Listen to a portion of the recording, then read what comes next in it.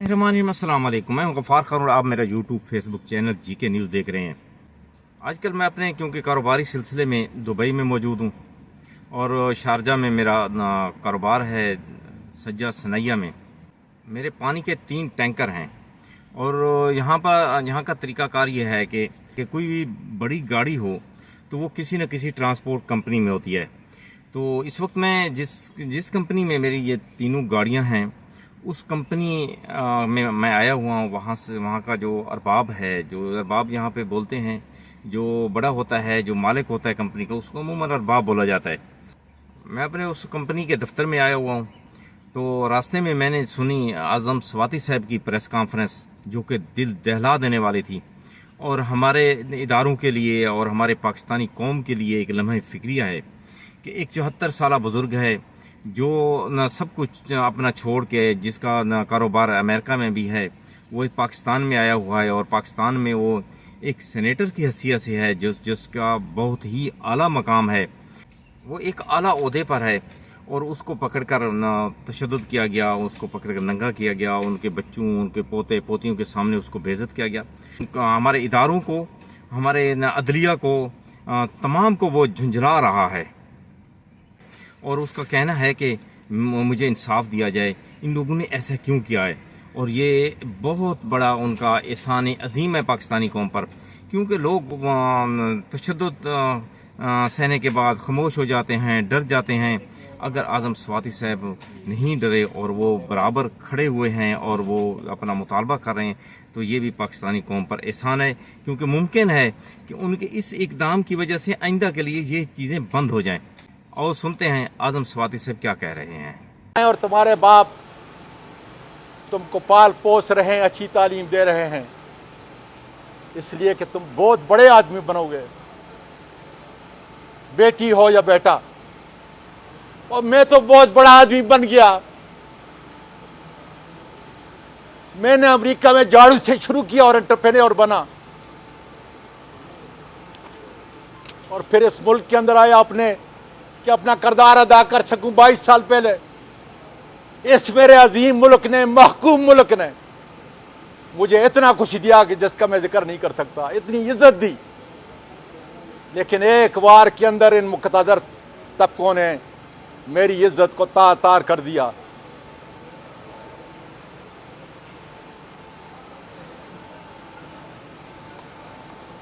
मैं वहां कमाता हूं, मेरे मीडिया के दोस्तों,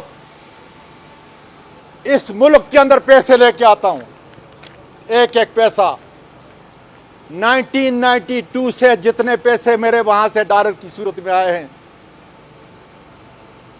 एक एक पर्ची जो है मुझसे गुमी हुई नहीं, एक एक पर्ची मेरे पास मौजूद है कि कितने मिलियन डॉलर मैंने इस मुल्क के अंदर लाए हैं,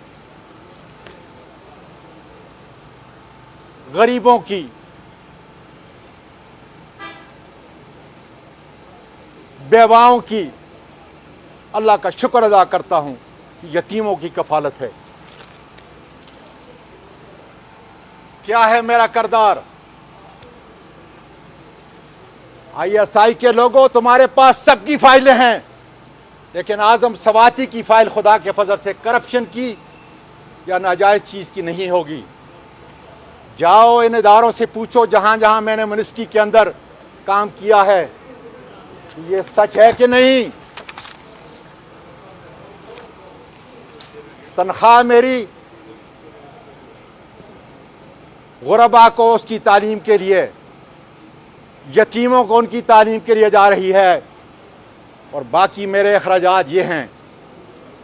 हर मिनिस्ट्री में जाके पूछो कि क्या आज़म स्वाति ने अपनी जेब से मुल्क के उस इदारे को दिया या नहीं दिया। ये है वो कार्रवाई। मुझे कहने दीजिए,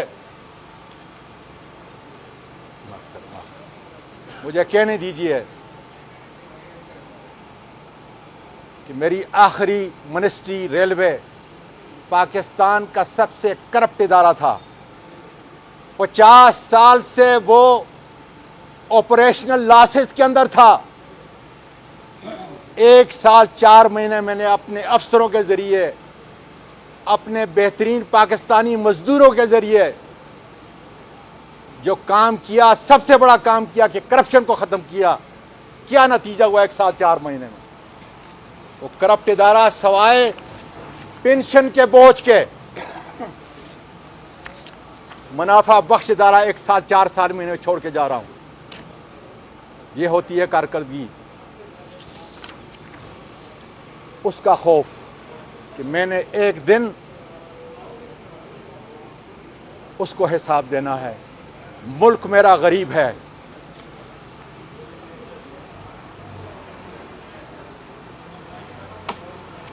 इतना इस मुल्क के लिए करता हूं, अपने इस मुल्क के लिए, और फख्र महसूस करता हूं खुदा के बदल से।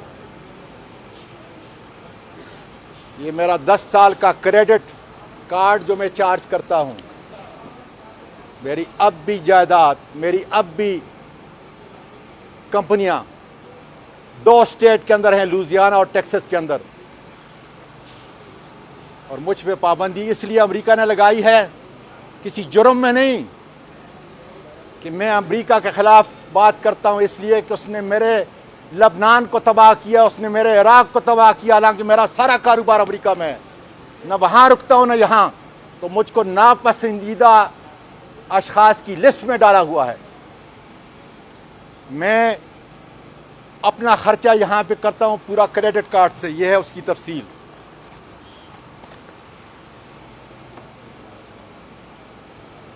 डॉलर मेरे उन लोगों को आते हैं ताकि मेरे मुल्क का करंट अकाउंट का $1 $2 जो नुकसान है वो पूरा हो, इसके ज़रिए से। ये मेरे अखराजात हैं पिछले 10 साल के। मैं इतना इस मुल्क से, इस मुल्क के इदारों से प्यार करने वाला हूँ।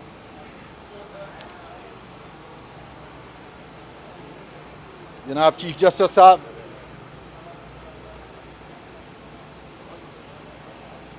इन जालिमों ने सुबह के अंधेरे में जो कुछ किया, पेम्स के डॉक्टर ने जो कुछ किया, छोटी अदालतें जो थी मेरे लिए काबिल कदर है, मैं कुछ नहीं कह सकता। लेकिन कल जिन 10 जजों को, हाई कोर्ट के जजों को, जिसका मैं चेयरमैन था उस कमेटी का, आपने उनको नॉमिनेट किया। मैं और मेरी कमेटी ने, जो चेयरमैन, मैंने उसको कंफर्म किया। क्या मैं हाई कोर्ट के चीफ जस्टिस साहब, जो उसको कंफर्मेशन के लिए 10 तारीख को मैंने बुलाया है, 3 चीफ जस्टिस, 3 जो सुप्रीम कोर्ट के जस्टिस हैं उनकी कंफर्मेशन होगी और एक हाई कोर्ट इस्लामाबाद के चीफ जस्टिस की होगी। क्या मैं आपसे ये तवक्को कर सकता हूँ कि मेरे बदन के ऊपर जितने निशानात थे, डॉक्टर बाबर एवान ने बड़ी वजाहत के साथ वहाँ पे आर्गू किया कि इसके कपड़े देखें, कोट FIA ने ज़बरदस्ती लगाया हुआ है, इसके ज़ख्म देखें। जस्टिस साहब 74 साल का हूँ, मेरा केस सियासी नहीं, ना मैं सियासी बात करता हूँ। मेरा केस ह्यूमन राइट का केस है, मेरा केस सीनियर वकील का केस है, मेरा केस सीनियर पार्लियामेंटेरियन का केस है, मेरा केस बाप, नाना और दादा का केस है। ये तुम्हारे लिए, मेरे काबिल कदर इन जजों के लिए बहुत बड़ा टेस्ट केस है कि क्या इस इस्लामाबाद के अंदर जो जुल्म हुआ, नाइंसाफ़ी हुई, जिसके सारे शवाहिद मौजूद हैं, मुझको इंसाफ मिलेगा या नहीं।